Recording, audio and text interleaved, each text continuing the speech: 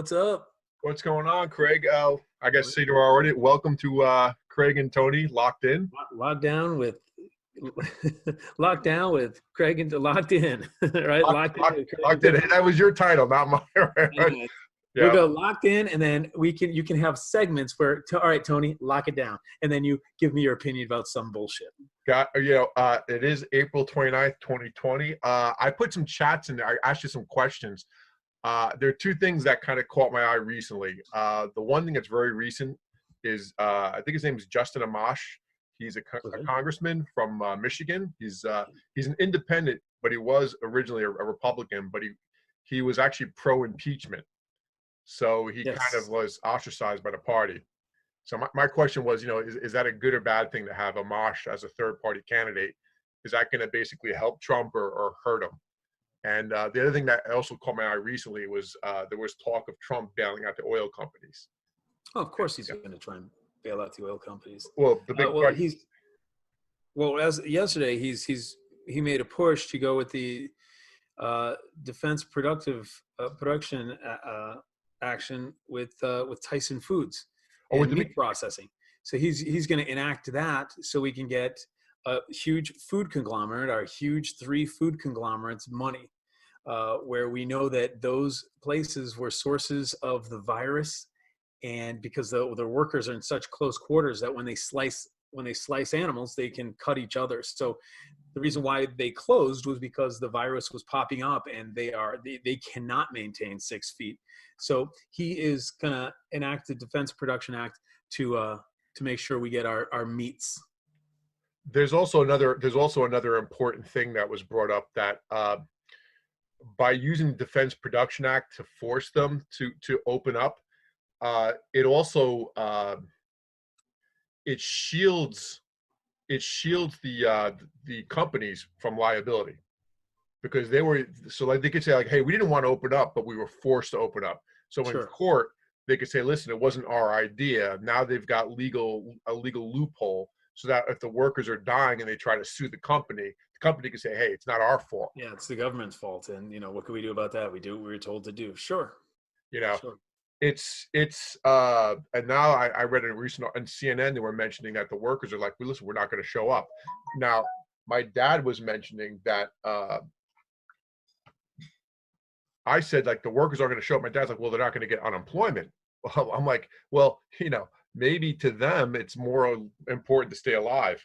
Well, in that respect, let's talk about Pelosi trying to push UBI, a $2,000 UBI a month. That would definitely help those workers who are now striking or not going back to work. But you know what?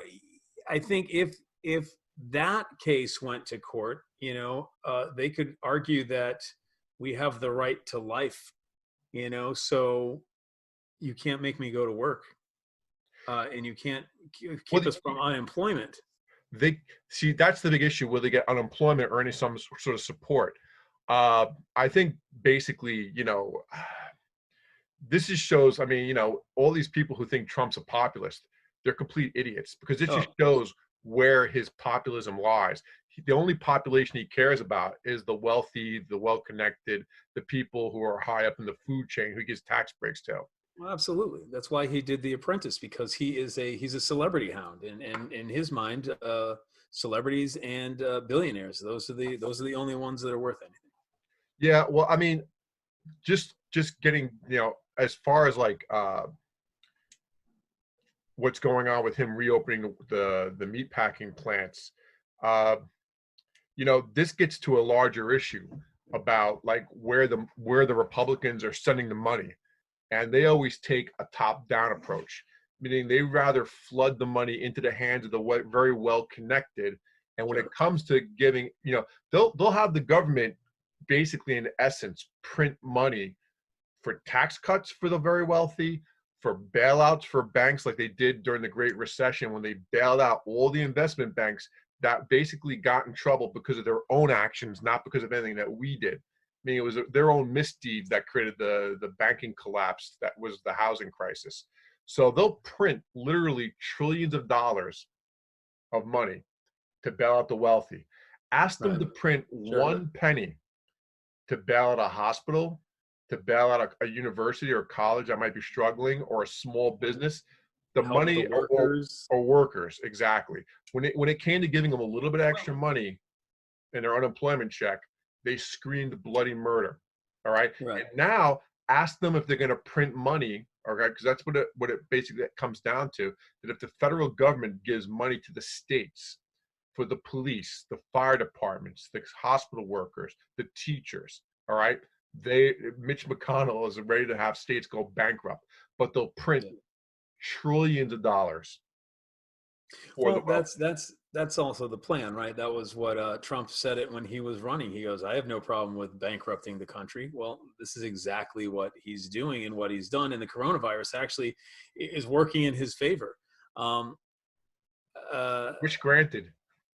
yeah, right. Exactly. You were talking about the bailout, and that's going to lead to an entirely other podcast. You know where I'm going with this, but we could talk about the upcoming election. We got Joe Biden, who was for the bailout. I mean, the system is Trump wasn't wrong. The system is rigged. It's rigged to keep a machine running that right now is an antiquated machine. The thing is falling apart. It's all rusted, and the way capitalism is working now, it's not working because the workers, the people, have shown that uh, the economy stops when the people can't work and when the people can't spend money. I mean, look at oil prices. Oil prices are dropping because, or gas prices around here are dropping because the oil price is negative. I mean, they've got too much. So, and why do they have too much? Because no one's out driving. Everybody's home. I think this is the moment for us to actually revolutionize the way we do business, the way we do commerce, the way we do service, the way we do education, the way we do everything, especially our healthcare system. But it's you said it. It's the billionaires that have no problem printing money for themselves, who want to keep the machine running, even though it's not running efficiently, and it's dying out, and its resources are dying out because the resources or the people don't want to keep the machine running anymore. And Well, this is going to be this election is going to be a big problem because of all the things that you just said. I think this is kind of like a Rage Against the Machine sort of moment where, Literally. yeah, well, because I think like these meat packer people who work in the meat packing industry, I think that they're kind of like just sort of flipping the bird and say, listen, you go pack your own meat, you know. It doesn't sound too good, but you get my point, you know. But I think that this is basically a moment where workers are starting to realize that maybe it is the other party that basically was on their side, and maybe these may be individuals who weren't politically active. They may not be voting, but hopefully they'll wake up and realize that they should vote. All right. uh, you know There is really, that's the thing, is that there is no other side. It's two sides of the exact same machine, right? The one side is working on the right hand side, one side is working on the left hand side, but everyone else is kind of outside the machine wondering, what the hell is this machine actually doing? And it's like a wood chipper. It spits out a few crumbs here and there, but at the end of the day, it's just, what can you do with it? I mean, it's gonna funnel in these huge amounts of resources, chip it down to nothing, and what does everyone get? Everyone gets the wood chips, but the machine itself gets the majority of the well, the the person who material. owns the machine. Well, I think a good way to think of it is this way. There's a great documentary called the I think it's called The Four Horsemen of the Apocalypse. In fact, Yes, I'll have to look it up for you. that's what it's called. Yeah, but that's the one where what they talk about is the fact that the federal banking system, what it does is that when it prints money, the people who are lined up first at the discount window, getting money literally for free, all right, at like either like zero interest rates, right, are the wealthiest few. And by the time the money actually gets to street level, to people, into people's hands, which is trickle down economics, that Right. the money has greatly depreciated, meaning that it's not this. There's been a whole bunch of inflation that occurs uh, On the way down. exactly. And then basically the people who are cashing in the profits from that inflation are the people at the top. The people who are getting inflated assets and trying to buy them with weakened dollars are the people at the bottom. I mean, you see this happening. It happened with the George Bush tax cuts. It was, oh, whoopee, we got a tax cut. It did boost the economy for briefly before there was a massive disaster. Well, even yeah, I think you mean his stimulus, the little stimulus check that he gave everybody Well, in no. Vegas. He also gave a huge. That's even more than what Trump did. But he gave a huge tax cut Right. that was only second to Trump's tax cut, really, in terms of scale, to the wealthiest few. Sure. And that's where what happened was you got a couple of dollars. They got, tens of millions. Yeah, billions. Yeah, and exactly. then what happened with it? And you say, well, right, that the couple of dollars you received wouldn't have even covered the amount of inflation you experienced during the Bush years. Right, and into that same um, topic, you and this is where it hurts you a little bit. The stock market, people who think that they're doing so well in the stock market and they're gonna make it. I mean, I have family members who support support Trump, and they supported Bush, but they support Trump because of the economy and because they have stocks in oil companies, they have stocks here and there. But let's be honest, the people who are making monies on the stocks are not those who have a few hundred shares. It's only going to the ones who have the majority stock holders, right? Well, I mean, Again, it's the same type of thing. You're getting it's kind of a bonus to keep the boat afloat. All right, yeah, we're going to give you this, and as the stock market increases, you get some.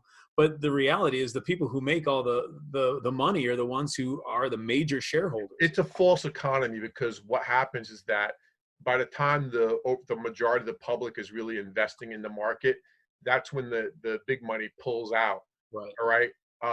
That the average investor can't compete with these hedge funds and other large scale investors who are using algorithms and computers. They're investing on a time scale that is nanoscopic, meaning it's nanoseconds.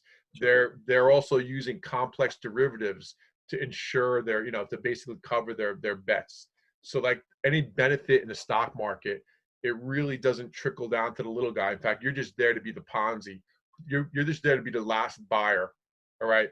You know what I mean? And in a Ponzi scheme, if you don't know who's the Ponzi, it's you. It's you, exactly. So, but and I think today, just to kind of keep it focused, I think we should probably stay on this topic because this kind of ties into should we bail out the oil companies?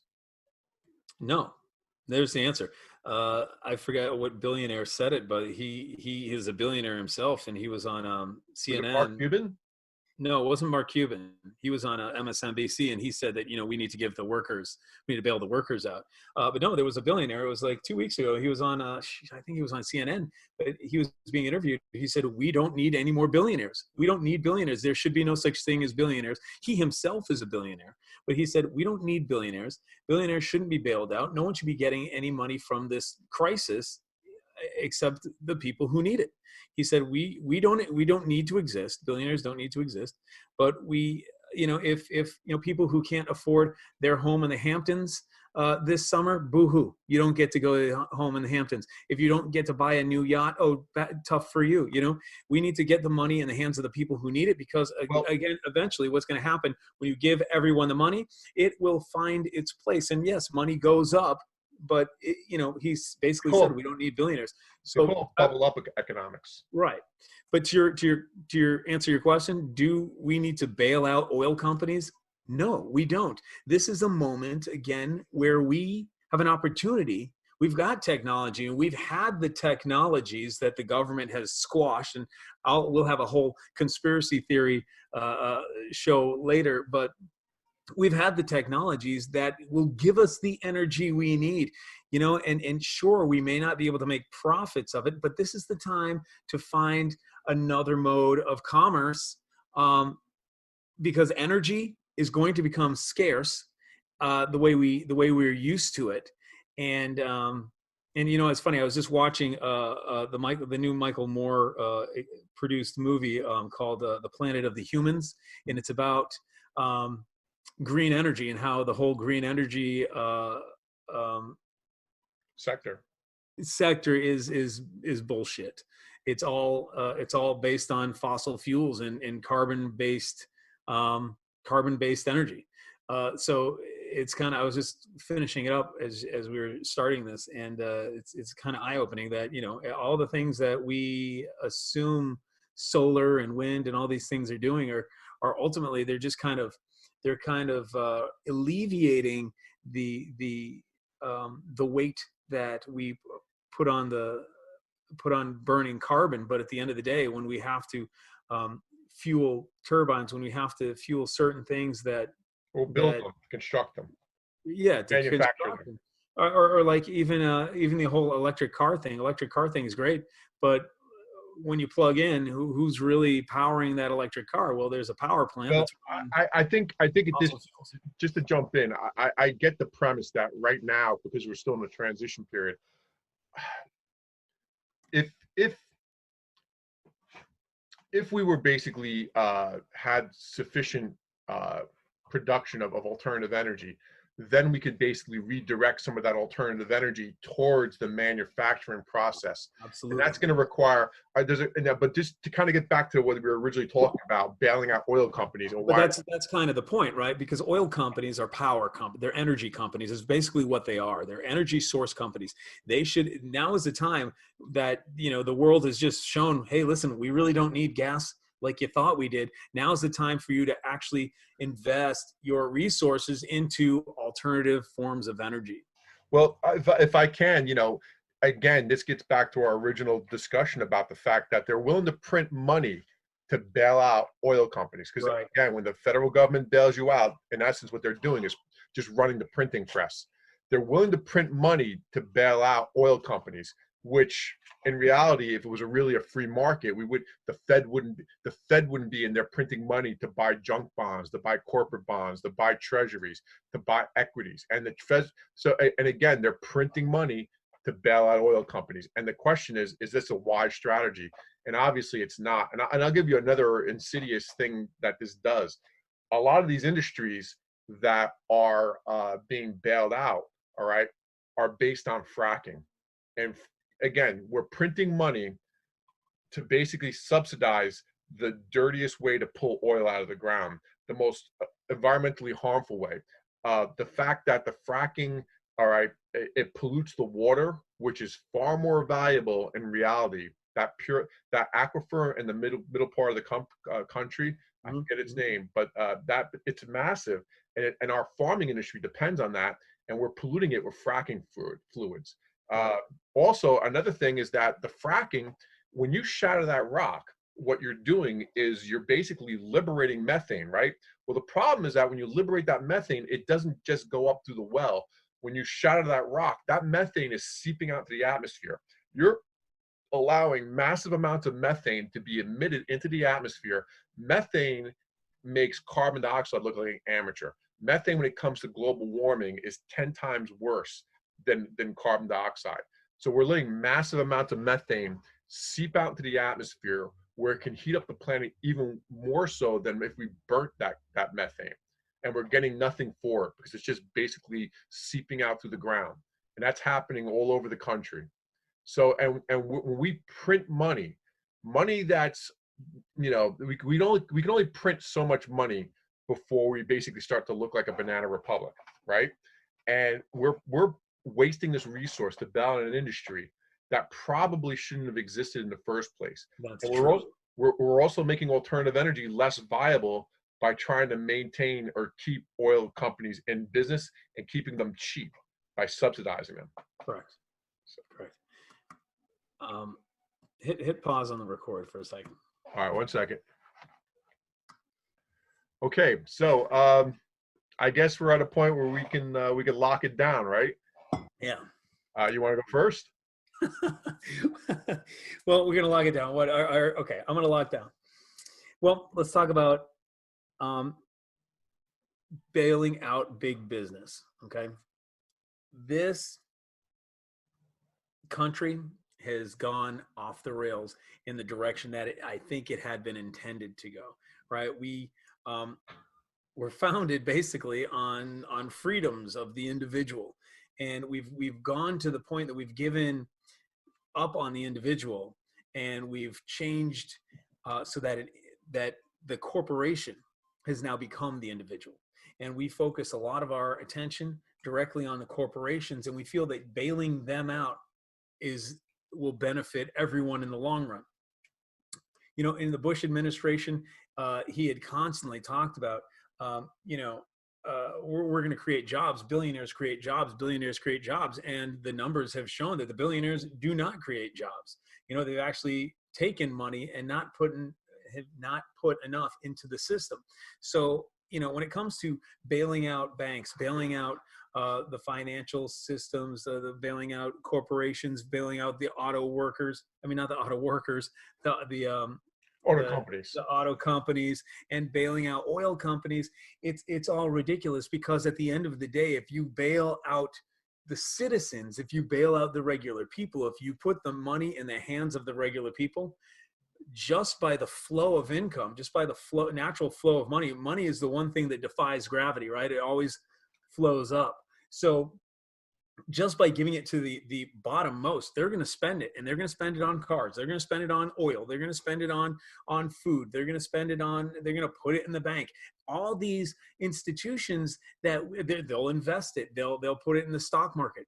All these institutions that have been bailing out in the last 20 years, they would have all been fine if we had given the money to the people who need it the most.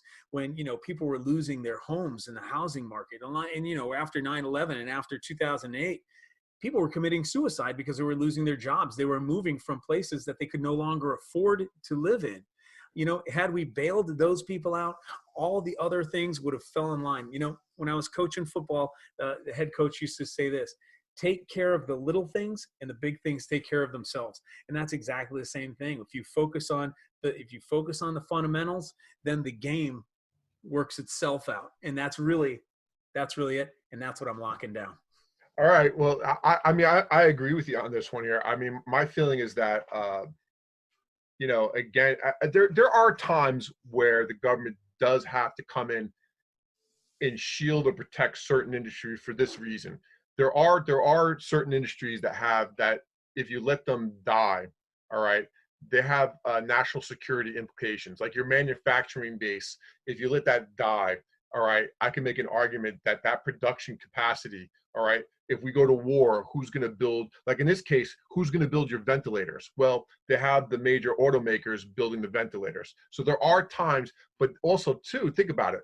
If you're going to direct capital to these organizations, maybe do it in a way that's smarter, all right? And also, again, but in the bigger picture, you know, I think that you know, bailing out the oil companies and bailing out big banks and bailing out companies that took all their free cash and basically did what was in essence a backdoor embezzlement, because it would buy up shares of stock. And who would that benefit? Largely what it would benefit are the CEOs who had stock options, and if the stock price hit a certain benchmark, they got bigger bonuses. So again, I think you're absolutely right that if you're going to bail out, you should really focus on bailing out the little guy first, because if anything, what's happened with the shutdown is that we've seen just how precarious the little guy's position is, that how little money they have in their pocket, how little they've benefited, even though American productivity has always been going up and up and up, which means that the companies are more and more profitable. But you see localities, states getting less tax revenue from multinational corporations, and you also see these little guys getting less income. So, you know, my lock it down. And then my biggest point I wanted to make too is that, you know, you have to really start to think about the industry you're bailing out. You know, is it really worth bailing out? And in the case of like oil companies that are largely doing fracking, that's where they're getting their energy production from. Is it really smart to subsidize an industry that is that toxic to the environment, is that dangerous? All right. And that is also, it's basically, they're selling stones at a discount at the end of the Stone Age. So that's my lock it down, is that, again, we're not, what we should be doing is the Green New Deal. That was smart. Pouring money into into oil companies, printing money to basically for oil companies is basically catching a falling knife. All right. Nothing good's going to happen out of that. That's why I lock it down. So I guess we locked, it's locked in. We've been locked in. All right. This is locked in April 30th. No, April 29th. My bad. All right. I hope everyone enjoyed our opinions. All right. Yeah, right. Hope we start some trouble. Yeah, come on back for the next Locked In with Craig and Tony. All right. Be good. Okay.